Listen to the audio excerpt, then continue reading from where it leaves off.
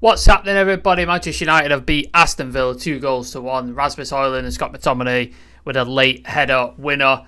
Is top four still on? Me and Chivy are going to discuss it today. Chivy, we'll get into there's a lot of negatives in that game, so we'll get into that in a minute. But just your thoughts on the sort of top four race. Is that done as the world of good, or do you still think it's a little bit too far out of reach? It's done off a world of, well, it's a good result. At the end of the day, I was just trying to check out like Villa's next couple of fixtures, just to see how we fare against, see if it's possible. But I don't have my hopes up, to be honest. If we make the top five, then I'll take that as a bonus. As far as making fourth position, that's way out of our hands. Like that's just too. It's too much to ask with 14 games to go. What's his name at Tottenham? Postecoglou. Richarlison. Oh, Richarlison. Yeah, Richarlison's playing well. Son's back, very influential. Madison's back as well. Sarr as well, the midfielder. Yeah, so it's a big ask. It's a really big ask. I'm just upset that we find ourselves in this situation in the first place. Like we shouldn't be here, really shouldn't. But as far as making the Champions League, it's going to be five. Well, it's quite likely that it might be the top five. Yeah. So we just have to keep getting our 3 points. Keep winning. But yeah. I think I don't know. I'm not. Personally, I don't have my hopes up. But if we do, then it's good.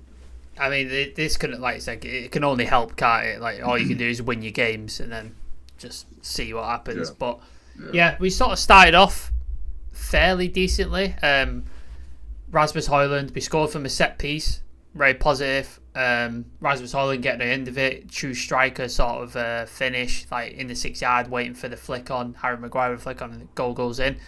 Once that goes in, you're thinking, okay, started well here, we've got a goal.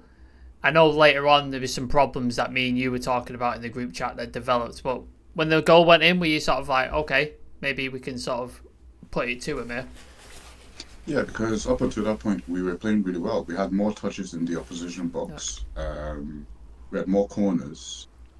We had more progressive passes. We were actually the best team until we scored. And as soon as we scored, they had like 6 minutes of just pressure on top of us, and this is when I had my hopes up after we scored, because I was like, we scored and we're playing well, so it was something to be confident about. But as soon as the goal went in, the next 6 minutes, I remember that clearly. It was just backs against the wall, sort of defending without any purpose. So, but up until the goal, I was quite pleased. We like you said, mentioned there, like we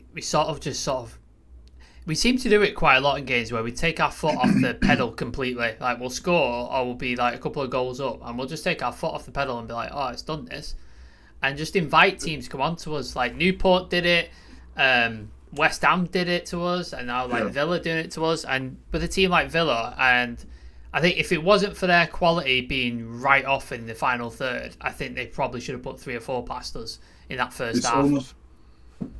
It's almost as if we have a plan until we score, and then after we score, it's like we don't really have a plan after that, like to sustain our positions or just to keep the game ticking. It's almost as if we don't train for that, or we're not prepared for that mentally, and I really can't understand it or put a finger on it. But it's so frustrating to watch. Like I'm happy with the 3 points, but it doesn't fill me with confidence. No. Performance. There was massive gaps on that sort of Villa's left hand side, our right hand side, between like Dalot was doing the overlaps, and then he had, was it Bailey on that side or was it Diaby on that side, and then John McGinn's coming in as the 10, and he didn't know whether to come or go Dalot.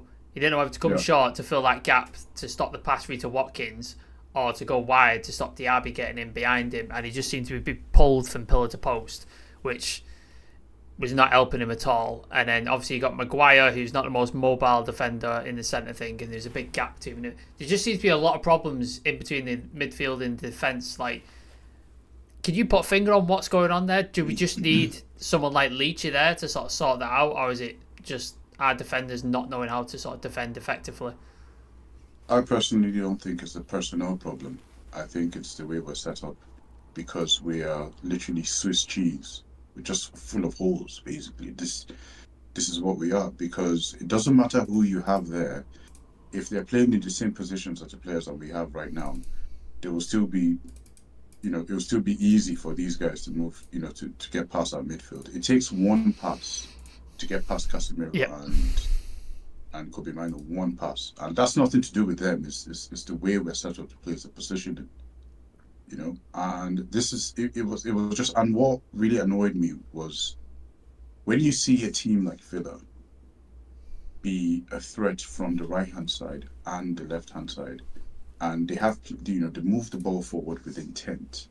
They move it with purpose. They know what they're doing. Everybody has his role. Everybody has this job. Everybody knows what they're supposed to do. And they have this sort of chemistry that they know they don't really have to waste time on the ball to like gauge a run, because they know such and such is making a run at such and such time. They know exactly what to do. And we just look absolutely clueless the whole time. They literally just waltz through our defense, through our midfield. And I really feel bad for the defenders, because I feel like our defense, we defended well, given the circumstances. But even if we had, bring back Sergio Ramos at his prime, or John Terry, like, we would still struggle in terms of defense, because if there's no, if we don't have any, if we're not set up to stop the play from happening, then our defense is constantly under threat. So one thing I noticed, however, was we need to stop this press, this press that we do from the front, because sometimes you see at certain times Kobe Mino goes in for the press when Martinez had the ball, and it's so easy. Like, they did this 3 times, and I was watching this when they have the ball and then we try to press and we just pull everyone out, and it's just one ball over the the ball goes to either the left back or the right back, and it's so easy. He plays it back into the midfield, and it's one pass through, because Kobe's out of position, and one pass through, and then they're in, and they attack as a team. They defend as a team. They do everything as a team. But we've got a defense, we've got midfield, and we've got an attack. And those are 3 separate departments, literally, with no cohesion whatsoever. So obviously there's going to be holes all over the place. And if you see what Arsenal did today, destroyed West Ham, destroyed them. It would be worse with us. Oh yeah. If we play this sort of game. So yeah. But we'll get on to this. I wanted to touch on a couple of the forward as well, but we'll sort of stay on the defence, because obviously Luke Shaw goes off at half time. Very worrying. We have no left back cover. We've got effectively one fit full back in Diego Dallo, because Wan-Bissaka's out, Malacia's out, and presumed missing, because I've not heard the guy since. We let Reguilon go, we let Alvaro Fernandez go, so we've effectively got no full backs. And as soon as Lindelof was put in there, it was just open season on that side, wasn't it? Like, we just got tore to pieces on that side. And the reason like Shaw can't stay fit and he can't keep getting all these injuries is because he's so important to the team, and we don't have any quality cover there. It's like, as soon as he's fit, we just shove him back in the team and don't allow him to come back and be like bled back in the team slowly. How significant is this going to be? Like, Shaw being out, with Leach already out for 6 to 8 weeks. Shaw, we don't know yet. I'm looking on Twitter for any sort of updates, but how significant is this going to be? This could be a really bad blow, because there were times when Shaw filled in for Lisandro and he played that centre defence, the left centre back position, really well. And Shaw, for all his disadvantages, with sometimes loss of concentration and things like, he's such a mature, calm player, and it could be a potential. This could cost us, honestly. This could really cost us. So I need to see what happened. I mean, it would have been worse if he kind of had to come off the pitch. If he had to come off. So I'm guessing even if he's absent, it won't be too long. We've only got we don't have any midweek games anymore. So you're hoping it's just like a precaution, like he felt something at half time, and they've probably just gone, just pull him, because we don't have anybody else. We'll just pull him. No, we don't. So we've got. I was about to say we've got Amrabat. Oh yeah, he can play left back, can't he? But what are we doing? What the fuck are we doing? Anyways, second half come out, and it was like more of the same, really, wasn't it? Like, we were just we knew we were going to concede at some point, and it was just Yeah. continuing, and you were like, this is going to happen at some point, and it did. And you're thinking, in my head, I was like, we're going to go on to lose this game because they've had so many opportunities and so many sort of knife edge passes to pull through, and I was surprised, honest to God, if they had any sort of like quality finish at the end, because Ollie Watkins didn't look on it at all. Bailey, although he had some good runs, his end product wasn't quite there. So it was just a lot of sort of like, luckily for us, there wasn't a lot of like quality in the final third. But obviously they got that 1-1.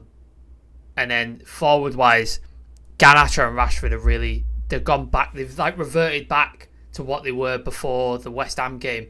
West Ham game, they were putting it into Højlund, crosses, connecting up. This time, the amount of times I saw Garnacho run and take the ball and run at defenders, get to the edge of the box, and then just roll a shot or sky something over, I lost count at some point. And he's really doing my head in. He's really, really annoying me. It's just like, yeah, you've got all that talent and you've got the ability to beat a man, but your end product is terrible. And Rashford, the same thing. I'm really lost with this forward line, mate. Like I don't know what your thoughts are, but I don't know what to do with this forward line at this point. Yeah, with Garnacho, there were 1 or 2 times when I think he should have passed, but I thought he did okay in terms of lifting his head, spotting runs. There were a few times where, where I think it was in the first half where he tried to thread it through to Højlund. Another thing about that as well is sometimes I think Højlund is the only one who actually is really good with timing runs. Yes. When we're on the attack, because Marcus Rashford is terrible at that. Right, and sometimes, as I'm gonna chalk it up to a chemistry thing with Garnacho and Højlund, I think, for now, and I'm willing to give them time to sort that out. Now, Marcus Rashford, on the other hand, I think we need to have a conversation about him and Bruno. Like, both of them today just offered nothing, absolutely nothing. We're playing with two men missing. Well, okay, I'll leave Bruno out of this for now, and I'll focus on Rashford. It's like we're playing with a man down with Marcus Rashford. And I would rather have Anthony play that left-hand side. At least we know that there's somebody who can add some defensive cover. And if he's playing on the left, he's not thinking of cutting in to shoot. He's thinking of cutting in to cross or to pass or to do a cutback. So I'd rather have him because I think he'll be more productive there. But Rashford, so many times he takes the ball and just runs, doesn't even slow down, just runs into the box and has no idea what he's doing, does he? He gets hold of the ball and then goes, right, I've got it now, what do I do? And then just freestyles it. And you're like, mate, you've got to have an idea. Like, get hold of the ball, get your head up, and like, where's Højlund? Where's Garnacho? Where's Bruno? Like, and this is the thing: the players don't even know because nobody knows what to do when he has the ball. It's like they stand around and it's like, all right, am I going to make this run? Or they don't even know what to do when he has the ball. So it's so frustrating. I can't wait till this guy goes.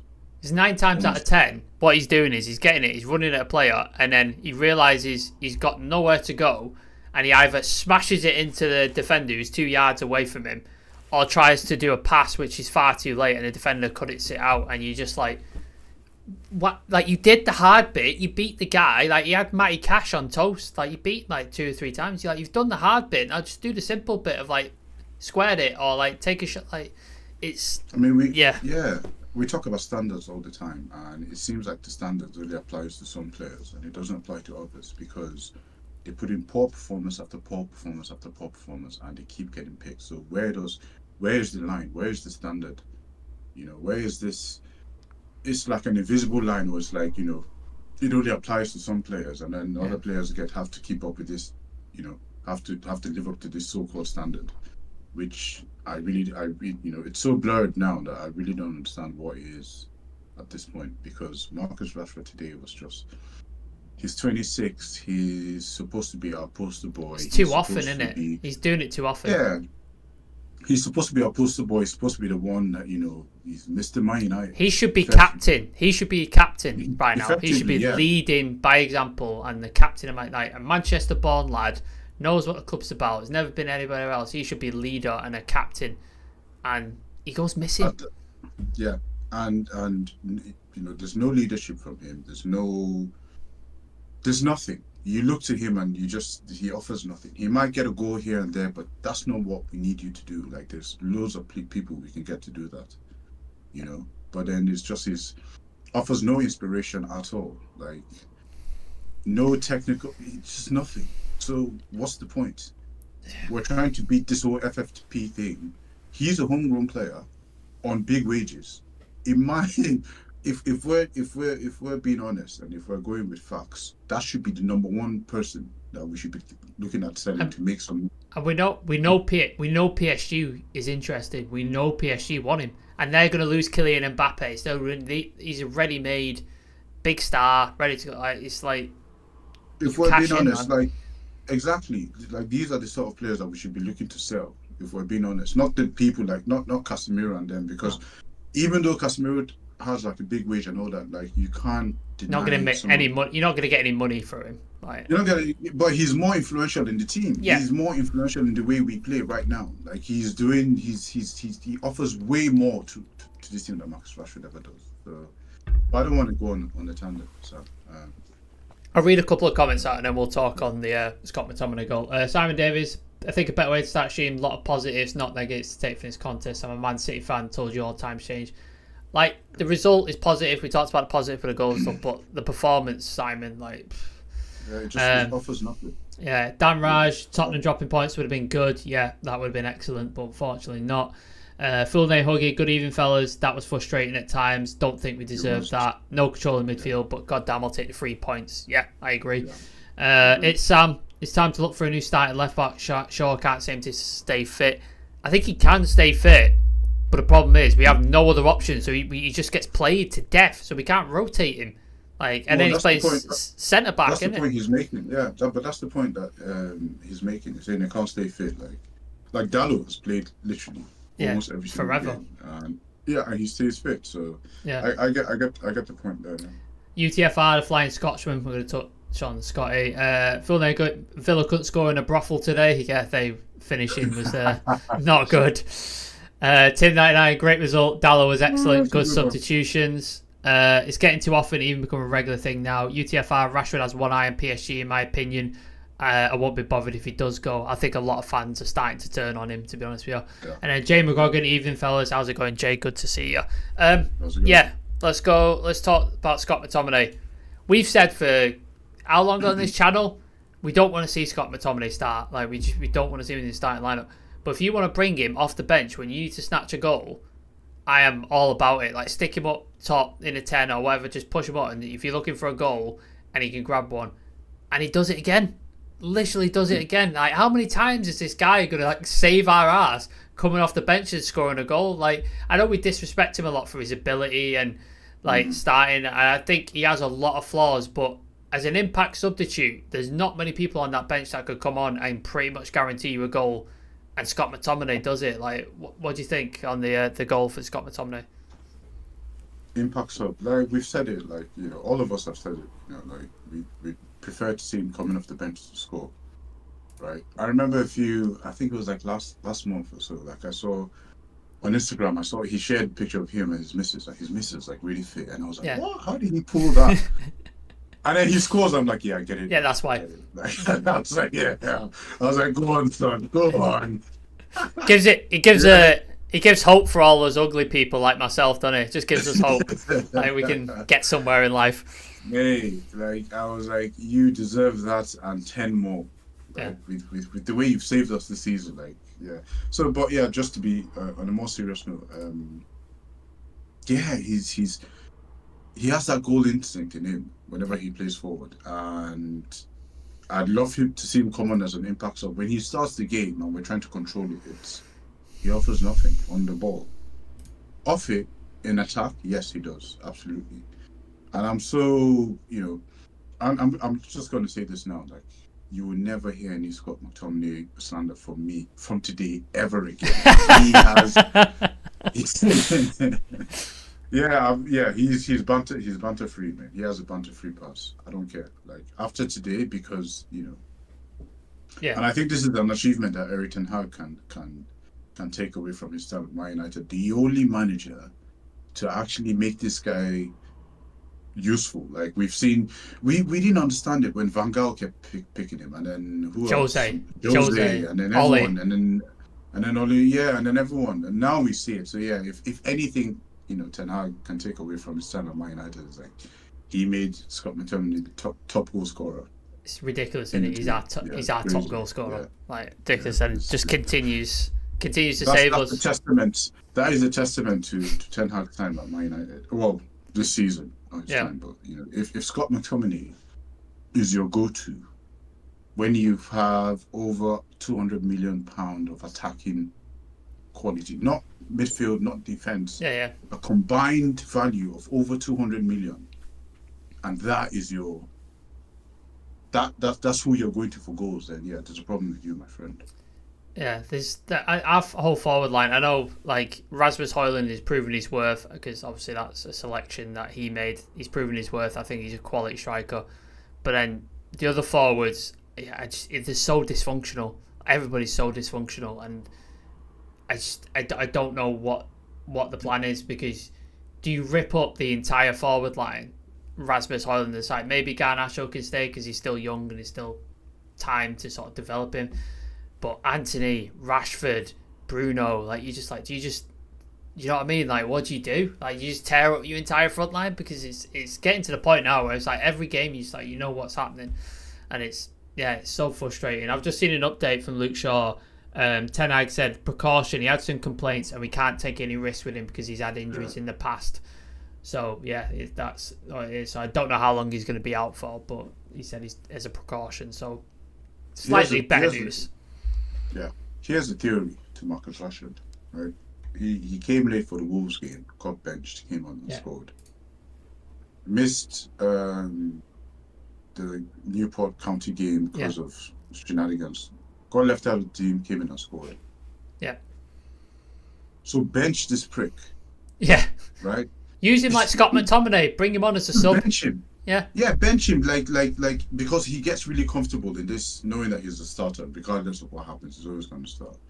But then when you show him some sort of discipline, or I think he responds to discipline, to some kind of, well, I don't want to say punishment, but I think that's the only language that he understands. It's like, when you have a personal trainer, and then he's having a go at you saying, like, you can't do this, you need to push yourself more. And then some people react, don't they? They go, I'll fucking show you. And they just start, like, lifting. Whereas other players, if you bollock him, like Jadon Sancho, they just sort of, like, go within, and it don't respond. For him, I think he's just way too comfortable being in having this position as our starter, all the time. So I think he needs a bit of heavy-handed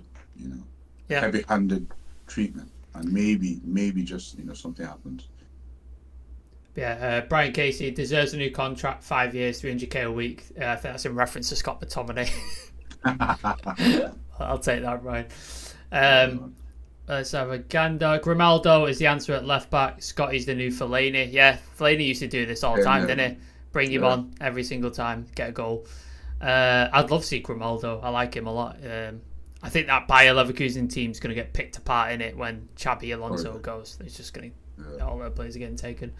Jamie McGogan, always get the feeling we sit off to see what they do once we go ahead. Yeah, Chibi mentioned that. Never managed to kick back up a gear. Also rely on how fast Onana claims and sets off a counter. You say that, but the amount of times I saw Onana get the ball and then just stand there with his foot on the ball and wait. And I don't know what he's waiting for. Like, I don't understand what he's doing or why he's waiting. And then he'll go left to Maguire or like right to Varane. And I don't know. But there was a couple of little dodgy moments with. He made some great saves on that, but there's a couple of moments where I was like, "What the fuck are you doing, man?" Like, yeah. It's Sam Scott growing up and out. Must keep him one positive. He does exactly what the coach tells him to do. Yeah. Yep. Go and score a goal, and he does it. And then it's Sam, unlike Rashford. Yeah, exactly.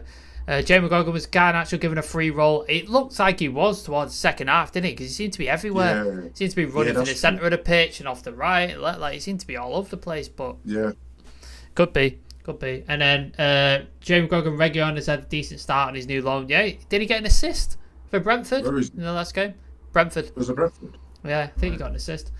Tim99 Ten Hag says withdrawal precaution. Yeah, I just went through that. Full Lego talking Shaw though. I don't understand why Eric Ten Hag brought on Lindelof at left back instead of Amrabat. Victor was poor on that side after he came on. Yeah, he's not a full back, man. Like, he's just not built to do that job. But maybe Amrabat's not 100%. He's just been at AFCON. I don't know. There could be a myriad of reasons why he's not in there. But yeah, I think that's it. Unless there was anything else you wanted to sort of touch on, Chivy. What was that? Sorry. I think that's it. I think we can wrap up unless there was something else. Any of the other points that I've not mentioned that you wanted to touch on? Can we talk about Bruno? Because at Sure. what point are we going to realise that he needs to be held accountable sometimes? Like, today was a game where we needed, there were points in the game where we needed that leadership from the captain, and he just absolutely went missing. And he doesn't give us that, he's not inspiring at all. He doesn't show that leadership, and I think it's time, because don't get me wrong, like this guy has really been quite instrumental to Man United over the past few seasons when he's been here. But I just don't like the fact that some players just seem to get like a pass. Like I was talking about standards earlier, like the standards seem to apply to just a certain group of players, but it should be across the board. Yeah. And he keeps frustrating me every single game. Like you're supposed to be the one to be the outlet. Like, I don't know if it's, but the reason why I'm not going too heavy on him is because I don't know if it's the style of play, because I really don't like this Ten Hag style of play where it's all about just, it's just a more finessed version of championship football, where it's just long ball. We're just trying to find a true pass. So I don't know if it's because of the way we play that, we don't really see that sort of brilliance that we saw from him before. So I'm not going too heavy on him, but yeah, we need to see something from Bruno soon, or we have to have that conversation as fans. I think he gets away with a lot more because A, he's never injured, so he just consistently always shows up, so he's not injured. And then B, he's been given the captaincy, so he kind of gets like a sort of a bypass from a lot of fans because he's our captain and you want to get behind the captain, which you shouldn't be able to hide behind a captain's armband or stuff like that, because this season he hasn't produced. Like when he first came to United, he was impactful and he produced for us, and it was the reason we got the Champions League spots. But I think since then he's downgraded as time has gone on. As the longer he's been at United, the worse he seems to have got. Like you look at the impact, he always gets compared to Kevin De Bruyne. You look at the impact. Kevin De Bruyne was out for 4 or 5 months, I think it was. Yeah. He came on as a sub against Newcastle, immediate impact, and he scored, and he's got an assist and a goal. Immediate impact. Oh, the guy's another one. Odegaard hasn't really got that many goals this season, but he's just assisting. He makes the assist to us. He's so influential, and I don't think, as far as personality or as far as having character, I don't think Odegaard has any. Is more significantly has any sort of character over Bruno Fernandes, but he's more of an inspiring captain to Arsenal than Bruno is to us. De Bruyne is to City as well. Like De Bruyne is not he's not a leader type, is he? Like you don't look at him and think Roy Keane and stuff like that, but he leads by example. Like the product he puts on the pitch and the way he produces, like it's just. But yeah, can I ask you a question? Like, sure. Where are you on this whole Ten Hag sort of situation? Like, especially after today, like. How do you see this? Because what I saw with the way we're building the game was, we're building from the back with defenders. I think the defenders probably had more touches than our midfielders, and it's literally pinging it back and forth. But where do you stand? And if anyone's in the chat as well, where do you guys stand with Ten Hag? Right? It's tricky because I think transfer wise, he's proved a lot of his choices haven't worked. And I don't understand why he's been allowed such freedom and such power over those. You look at Anthony, not really worked. Højlund is working. I think he's got a talent there. Like Lissandro's worked, but then Mason Mount, it's question marks there. Malacia has gone missing, still question marks there. Ericsson. He's impactful, but he can't sustain the game. Like after 70 minutes, he flags and he's not got the physicality. So it's just the way he wanted to play. I've seen it at Ajax, and then he's gone back on it, and that's the reason we got him. He's gone back and said, "I can't play that way here." And it's like, well, why? You've been fully backed in the transfer market. You've got the exact players that you wanted. to the T. And why can't you play that way? Like, what is it? I don't understand. So I think with a proper structure above him, I'd like to see what happens this summer. Obviously, if he goes on a run these next couple of games and just completely falls off and we lose 10, 11 games, then obviously he probably loses his job. But if, say, he gets top 5 or maybe wins an FA Cup, one of the two, he probably stays in the job. And I'd like to see a proper structure above him. Because obviously Paul Mitchell's not coming in, but there's talks of Dan Ashworth and other people and stuff like that. I'd like to see a proper structure, a proper transfer. Because our scouts have identified good talent. We've just ignored them for years and just gone, not bothered with that. So I'd like to see what happens there. But if he continues on like this next season, he's probably on the chopping block, isn't he? Like, you can't continue on like this next season, because with Ineos, the amount of money and the investment they want to do, you have to improve significantly. And I'm not seeing it at the minute.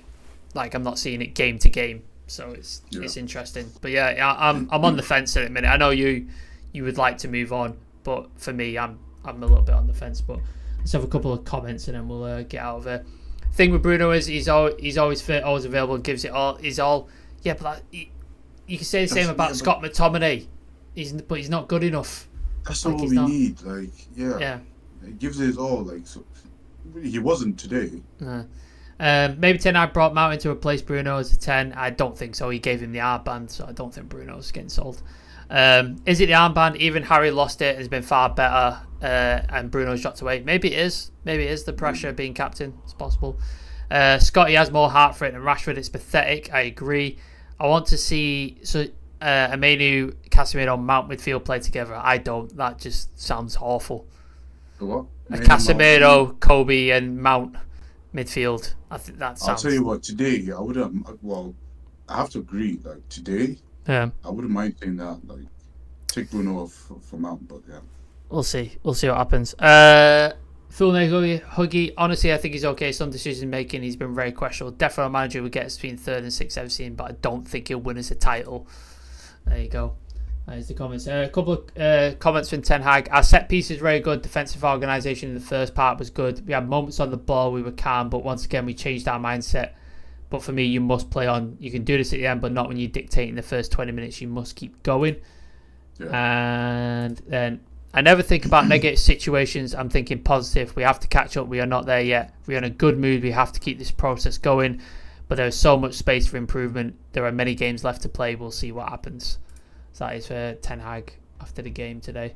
But yeah, I think we'll call it there. Chivy, thanks for joining us. Appreciate it. And Nick will be with his pros and cons, I'm sure, either tonight or tomorrow. And then we'll be back this week for a bunch of shows. What would Disco do with the last comment there? Balance before Shaw went off was great. Glad to see Eric tightened up at the end when he needed to. But yeah, thanks you for the comments, lads. Much love and hugs. Thanks for the stream. Appreciate it. Full name Hobby. Appreciate all the comments and stuff like that. But yeah, I'm off to watch the AFCON final now. Nigeria's in the final.